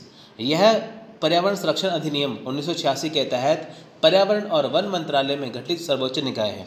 अब देखिए GEAC यानी कि जेनेटिक इंजीनियरिंग अपरेशल कमेटी है क्या, ये ministry of environment and forest के अंडर आता है। ये उसका सर्वोच्च यानी कि सबसे ऊंची बॉडी है, सबसे ऊंचा निकाय है, ठीक है। आपसे ये पूछ सकते हैं किसके अंडर आता है, ये आता है इन्वायरमेंटल प्रोटेक्शन एक्ट के अंदर, ठीक है friends. National action plan on climate change. अब देखिए नेशनल एक्शन प्लान है क्लाइमेट चेंज के लिए। देखिए ये लॉन्च हुआ था 2008 को, इसके 8 प्लान थे, ठीक है। यानी कि जलवायु परिवर्तन पे राष्ट्रीय परिवर्तन योजना क्या है, देखिए जलवायु परिवर्तन होता रहता है ना जैसे, ठीक है।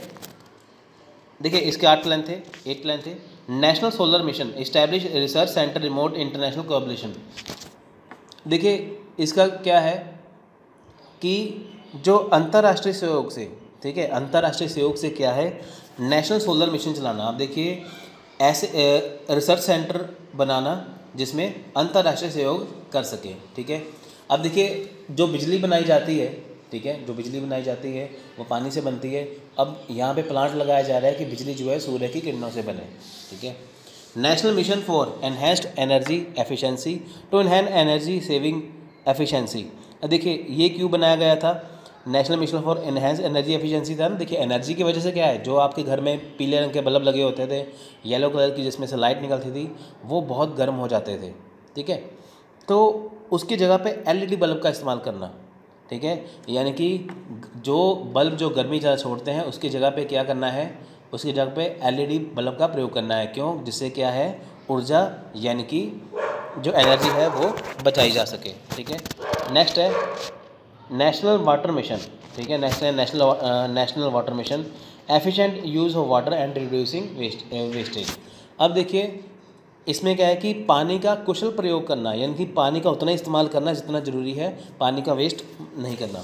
National mission on sustainable habitat, generating energy from waste management from to public transport. अब देखिए है क्या कि सार्वजनिक परिवहन के अपशिष्ट प्रबंधन संवर्धन से ऊर्जा उत्पन्न करना। अब देखिए जो पब्लिक ट्रांसपोर्ट है, एक जगह से दूसरी जगह पे जो सामान पहुंचाया जाता है, उससे जो वेस्ट मटेरियल निकलता है उससे क्या है, एनर्जी यानी कि बिजली बनाना। Sustaining the Himalayan ecosystem. अब देखिए इसमें क्या है, Himalaya to conserve Himalayan region its biodiversity and glacier, Himalaya क्षेत्र को उसकी जैव विविधता, ग्लेशियर आदि का संरक्षण करना। देखिए जो हिमालय का जो क्षेत्र है, जो हिमालय का जो रीजन है जिसमें बायोडाइवर्सिटी है, ग्लेशियर है, उसकी सुरक्षा, उसको प्रोटेक्ट करना, ठीक है। National mission for green India, green India के लिए राष्ट्रीय मिशन, ठीक है, यानी कि इसमें क्या है देखिए, for enhancing the forest cover, इसमें क्या है जो वन है, जो जंगल है, उसको बचाना। National mission for sustainable agriculture, focus on sustainable development agriculture crop insurance. अब देखिए इसमें क्या है कि कृषि फसल बीमा है, उस पर ध्यान केंद्रित करना, ठीक है। नेशनल मिशन क्या है, सस्टेनेबल एग्रीकल्चर, यानी कि एग्रीकल्चर में क्या है, सस्टेनेबल एग्रीकल्चर लेके आना। अगर फसल ख़राब हो जाती है तो उसको इंश्योरेंस के पैसे मिल जाते हैं, ठीक है। National mission on strategic knowledge for climate change, for research and international collaboration, increasing participation of private sector sector.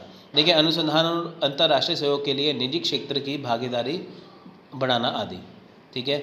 अब देखिए है क्या कि जो नेशनल मिशन है किसके लिए, जलवायु परिवर्तन के लिए, ठीक है, उसकी क्या है, राष्ट्रीय मिशन बनाना। अब देखिए यहाँ पे क्या है, हमें क्लाइमेट चेंज के लिए हमें जो है इंटरनेशनल, ठीक है, कोलैबोरेशन की ज़रूरत है, यानी कि विश्व स्तर पर हम इसको कर सकते हैं। अब देखिए मूवमेंट रिलेटेड टू एनवायरनमेंट, कुछ मूवमेंट थी जो एनवायरनमेंट से रिलेटेड थी, क्या है, पहली है बिश्नोई मूवमेंट चली थी, ये है 1700 में चली थी, ठीक है, 70s में चली थी ये, ठीक है, जैसे 70s 100 लिखा है यहाँ पे। देखिए initiated by Amrita Devi along with Bishnoi village in Marwar region Rajasthan state to save trees from being cut down. अब देखिए ये किसने चलाया था, अमृता देवी ने चलाया था, ठीक है, बिश्नोई गांव के साथ मिलकर चलाया था। देखिए फ्रेंड्स बिश्नोई एक कम्युनिटी है जो जंगली जीवों की और जो फॉरेस्ट है, जो जंगल है, उसकी रक्षा करती है, ठीक है। बिश्नोई एक कम्युनिटी है जो जंगली जीवों और किसकी रक्षा करती है, जो रक्षा करती है जंगली जीवों और जंगलों की। अब देखिए सलमान खान का केस था ना जिसने काला हिरण मार दिया था, उसके ऊपर केस किसने किया, उसके ऊपर केस किया था बिश्नोई कम्युनिटी ने। क्यों, क्योंकि वो जंगली जीवों की रक्षा करती है, इसलिए उसने उसके ऊपर केस कर दिया, ठीक है। तो ये अमृता देवी ने चलाया था बिश्नोई विलेज, जो गांव के साथ मिलके, बिश्नोई गांव पे है मारवाड़ राजस्थान में, ठीक है फ्रेंड्स। क्यों चलाया था कि ताकि पेड़ों को ना काटा जाए, ठीक है। अब देखिए नेक्स्ट है Chipko Andolan 1973 in Chamoli district Uttarakhand, then in Tehri Garhwal district of Uttarakhand to protect the tree of Himalaya slopes. देखिए इसमें है क्या कि जो उत्तराखंड का जो चमोली डिस्ट्रिक्ट है वहाँ पे पेड़ों को कटने से बचाने के लिए, उसकी रक्षा के लिए ये चिपको आंदोलन चलाया गया था। चिपको आंदोलन कहाँ पे चलाया गया था, चमोली डिस्ट्रिक्ट उत्तराखंड में, ठीक है। उसके बाद कहाँ पे चलाया गया था, टेहरी गढ़वाल डिस्ट्रिक्ट उत्तराखंड में, पहले चमोली डिस्ट्रिक्ट में, फिर टेहरी गढ़वाल डिस्ट्रिक्ट उत्तराखंड में, ठीक है। क्यों चलाया गया था कि देखिए जो हिमालय की स्लोप्स है ना, स्लोप्स मैंने ढलान, यानी कि जो हिमालय की जो ढलान पर जो पेड़ बने हुए हैं उसको कटने से बचाने के लिए, उसकी रक्षा के लिए।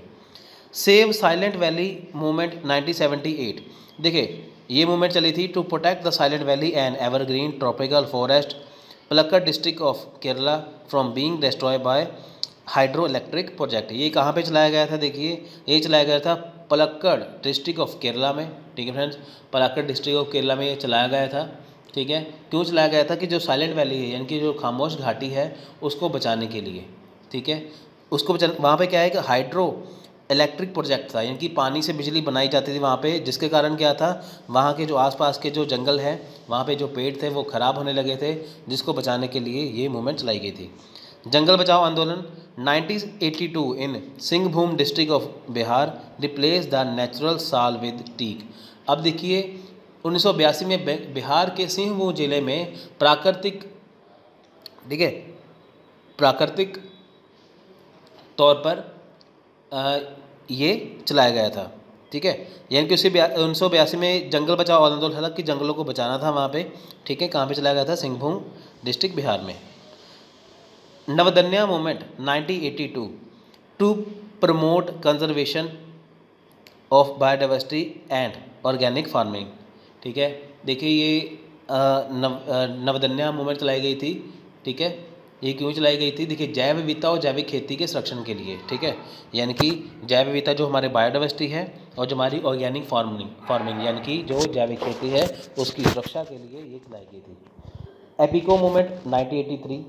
ठीक है, देखिए फ्रेंड्स, मैंने आपको यहाँ से शुरू से आज की सारी मूवमेंट बता दी जो अभी तक चलती हैं। एपिको मूवमेंट चली थी in some district of Karnataka against the felling natural forest. ठीक है, जो कुदरती जो नेचुरल जो फॉरेस्ट हैं उनको बचाने के लिए कर्नाटका के कुछ डिस्ट्रिक्ट में ये चली थी। नर्मदा बचाओ आंदोलन, देखिए चला था 1985 में। किसके अगेंस्ट चला था? कि कोई भी डैम जो है नर्मदा नदी के ऊपर नहीं बनेगा, उसके अगेंस्ट से चलाया गया था। टिहरी डैम कन्फ्लिक्ट है जो 1990s में चला था, ये किसकी वजह से चला था? Against the displacement of resident. ठीक है, यानी कि ये 1990 के दशक में निवासियों के विस्थापन के खिलाफ था। ठीक है, टिहरी डैम कन्फ्लिक्ट। तो ये थे कुछ आंदोलन। अब हम बात करेंगे legislation related to the environment. अब देखिए लेजिस्लेशन यानी कि एनवायरनमेंट से रिलेटेड क्या है, जो कानून बनाए गए हैं गवर्नमेंट की तरफ से वो कौन से? देखिए, पहले आया था फैक्ट्री एक्ट 1948 यानी कि 1948 में, आपको ये सीधे ही याद करना है ऐसे। वाइल्ड लाइफ प्रोटेक्शन एक्ट आया था 1972 में। Water prevention and control of pollution act आया था 1974 में। फॉरेस्ट कंजर्वेशन एक्ट आया था 1980 में। ठीक है, लाइन वाइज आपको बता रहा हूँ मैं शुरू से। Air prevention and control of pollution act ये आया था 1981 में।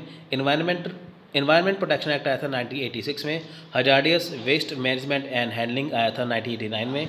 कोस्टल रेगुलेशन जोन नोटिफिकेशन आया था 1991 में। पब्लिक लाइबिलिटी इंश्योरेंस एक्ट आया था 1991 में। नेशनल एनवायरनमेंट ट्रिब्यूनल एक्ट आया था 1995 में।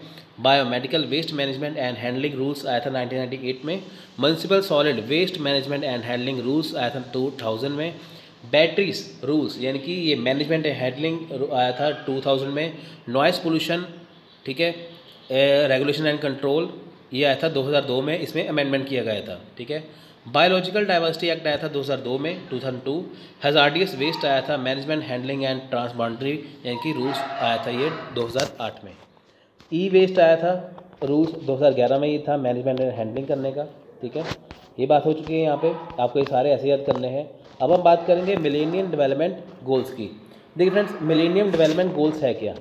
ठीक है, देखिए मिलेनियम डेवलपमेंट गोल क्या है? ये सभी ने जो देशों ने मिलकर क्या है, ये एक मिलेनियम डेवलपमेंट गोल्स बनाए हैं। ठीक है, किन्होंने बनाए हैं? जो संयुक्त राष्ट्र यानी कि जो यूनाइटेड नेशन है उनके जो सदस्य थे, उनके जो 191 मेंबर हैं, उन्होंने मिलकर मिलेनियम डेवलपमेंट गोल बनाए हैं। क्यों बनाए हैं? कि ताकि इससे जो है फ्रीडम इक्वालिटी जो है उसको रखा जा सके। देखिए, the MDGs originated from the United Nation millennium declaration. ठीक है, यूनाइटेड नेशन के देशों ने बनाया था। The declaration asserted the every individual has dignity and hence the right to freedom equality basic standard of living that includes freedom from hunger and violence encourage tolerance and solidarity. देखिए, यहाँ पे बताया गया कि हर किसी को राइट टू फ्रीडम है, इक्वालिटी है। ठीक है, हर एक की जीवन में क्या है, हर एक की लाइफ में क्या है, बेसिक स्टैंडर्ड ऑफ लिविंग होना चाहिए। ठीक है, उसे जो हंगर है उससे बचना होगा, उससे जो हिंसा से बचाना होगा, ये उसका अधिकार है, उसकी स्वतंत्रता है। ठीक है, अब देखिए 2000 में एक क्या था, मिलेनियम समिट हुआ था। उसमें क्या बात की गई थी? उसमें बात की गई थी, यहाँ पे मैंने हाईलाइट कर रखा है, we the people the role of the United Nation in 21st century. यानी कि कहा गया था हम भारत के लोग हम लोग हैं जो यूनाइटेड नेशन में 21st सेंचुरी में हैं। ठीक है, तब देखिए यहाँ पे 2000 में ये मिलेनियम समिट की गई थी। ठीक है, इसके 8 गोल जो हैं वो 2015 में जारी किए गए थे। ठीक है, वर्ष 2015 में क्या था, इसके 8 लक्ष्य यानी कि 8 डेवलपमेंट गोल थे, क्या है। ठीक है, देखिए जो मैंने हाईलाइट कर रखा है वो बहुत ज़्यादा इंपॉर्टेंट है। पहली बात क्या है कि यूनाइटेड नेशन ने किया था, यूनाइटेड नेशन के 199 मेंबर ने किया था। इसके 8 गोल जो है वो कब किए गए थे? 2015 में। ठीक है, all 199 United Nation member states at time and at least 22 international organizations committed to help achieve the following Millennium Development Goal by 2015। अब देखिए संयुक्त राष्ट्र के सभी 191 सदस्य उस समय और कम से कम 22 अंतर्राष्ट्रीय संगठन शामिल थे, जिन्होंने कहा था कि 2015 तक हम ये 8 जो गोल है वो कवर कर लेंगे। ठीक है, देखिए यहाँ पे क्या है, इन्होंने लक्ष्य रखा था कि हम 2015 तक ये सारे जो है कर लेंगे। ठीक है, अब देखिए ये 8 गोल कौन से थे। देखिए ये 191 जो है ये देशों ने और 22 इंटरनेशनल ऑर्गेनाइजेशन ने मिलके ये कहा था कि हम ये 8 गोल 2015 तक ये पूरे कर लेंगे। 8 गोल देखिए, 8 गोल देखिए क्या है। देखिए गोल 1 है eradicate extreme poverty and hunger, यानी कि जो अत्यधिक, जो बहुत ज़्यादा मात्रा में जो गरीबी है और जो भूखमरी है उसको मिटाना, उसको ख़त्म करना। गोल 2 क्या था, यानी कि लक्ष्य 2 क्या है, अचीव यूनिवर्सल प्राइमरी एजुकेशन, यानी कि सार्वभौमिक प्राथमिक शिक्षा प्राप्त करना। गोल 3 क्या है, देखिए promote gender equality and empower women, यानी कि लैंगिक समानता को बढ़ावा देना और महिलाओं को सशक्त करना। ठीक है, गोल 4 क्या था, रिड्यूस चाइल्ड मोर्टेलिटी रेट्स, यानी कि जो बाल मृत्यु दर है उसको कम करना। गोल 5 क्या है, इम्प्रूव मैटरनल हेल्थ, यानी कि मातृ स्वास्थ्य में सुधार, जो माँ है, बच्चे की जो माँ है उसके स्वास्थ्य में सुधार करना। गोल 6 क्या है, combat HIV AIDS malaria and other diseases, यानी कि HIV एड्स मलेरिया और अन्य बीमारियों का मुकाबला करना। ठीक है, गोल 7 क्या है, इंश्योर एनवायरमेंटल सस्टेनेबिलिटी, यानी कि पर्यावरणीय स्थिरता सुनिश्चित करना। गोल 8 क्या है, develop a global partnership for development. ठीक है, यानी कि विकास के लिए एक वैश्विक साझेदारी विकसित करना। ये 8 गोल थे, कहा था कि हम 2015 तक ये कर लेंगे। ठीक है, आपको क्वेश्चन आसानी से पूछ सकते हैं कि बताइए इसमें से मिलेनियम डेवलपमेंट गोल कौन सा है या कौन सा नहीं है। अगर नहीं आ गया तो समझ लीजिए आपको ये सारे ही याद करने पड़ेंगे। ठीक है, तो लास्ट हमारा टॉपिक है यहाँ पे सस्टेनेबल डेवलपमेंट गोल्स। ठीक है, अब देखिए जैसा कि मिलेनियम डेवलपमेंट गोल्स में 8 गोल्स रखे गए थे, उसी तरह सस्टेनेबल डेवलपमेंट गोल्स में क्या है, 17 ग्लोबल गोल्स जो है रखे गए थे, यानी कि 17 ऐसे गोल्स लेके चलना। ठीक है, global goals is a collection of 17 biological goals set by United Nation General Assembly in 2050। देखिए यूनाइटेड नेशन ने जहाँ पे मिलेनियम डेवलपमेंट गोल में 8 गोल्स रखे थे, यहाँ पे सस्टेनेबल डेवलपमेंट गोल में यहाँ पे 17 गोल रखे हैं। ठीक है, देखिए रेजोल्यूशन का नाम क्या था, 70/1। ठीक है, तो ये क्या है, देखिए इसका बाद में नाम क्या चेंज किया गया, देखिए changing our world 2030 agenda for sustainable development. अब देखिए यूनाइटेड नेशन के जनरल असेंबली में ये बात की गई थी, हम विश्व को बदलेंगे 2030 तक, ये हमारा एजेंडा है। किसके ज़रिए बदलेंगे, सस्टेनेबल डेवलपमेंट की वजह से। यानी कि 2015 में ये कहा गया था कि हम 15 सालों में यानी कि 2030 तक हम अपने वर्ल्ड को बदलेंगे, अपनी विश्व को बदलेंगे किसके ज़रिए, सस्टेनेबल डेवलपमेंट के ज़रिए, जो 17 लक्ष्य थे। देखिए 2030 का एजेंडा है कि इन गोल को पाके और बाकी चीज़ों को ख़त्म कर देना। ठीक है, यहाँ पे जैसे 2000 में मीटिंग हुई थी, 2015 तक कहा था हम 8 गोल कर लेंगे, तो यहाँ पे कहा गया कि 2015 मीटिंग करी गई है, यहाँ पे कहा गया है कि हम 2030 तक क्या है, ये सारे ही गोल्स को पाके, ठीक है, वर्ल्ड में क्या है उसको चेंज कर देंगे। अब देखिए 17 ग्लोबल गोल क्या है, पहली बात है नो पॉवर्टी, यानी कि विश्व में कोई भी पॉवर्टी नहीं रहेगी। 0 हंगर, ठीक है, to achieve the ultimate hunger, देखिए 0 हंगर यानी कि भूखमरी को बिल्कुल ख़त्म कर देना। गोल 3 क्या है, ensure good health and well being.